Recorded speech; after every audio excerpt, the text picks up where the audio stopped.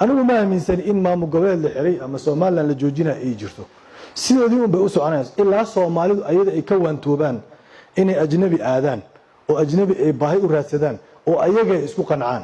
sababtoo aan qof kasta Soomaaliya markii gudaha ay dhibaato uga timaado wuxuu aadaa dibadda waana ogtihiin Siyaad Barre markii uu dambeysay xiliyadii ugu dambeysay professorka hadduu xasuusto asagii Mengistu waxay ku heshiiyeen labada dhinacba inay jabhadaha iska soo xiraan sababtoo saad la socotaan dawladdii Siyaad Barre hogaaminayay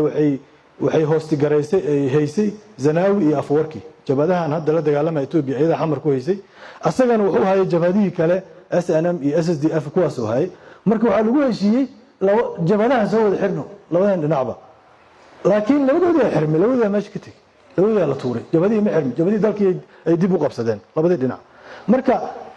waxa uu ka fiirinayo qofkan waa ina ogaataa muxuu kaaga bedelanaa markuu saxan ku sameeynayo alle meesha dhaqamo taale taasina ogaano waa aniga waxaan ku celinayaa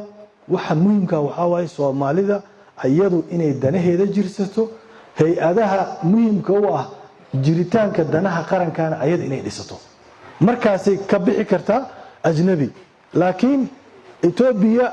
istiraatiijiyada adiga kugu aadan nidaamkeeda waa isbedelaya laakiin istiraatiijiyada mar isma bedelayso taasina ogaato waa taasa muhiim waa maasantiin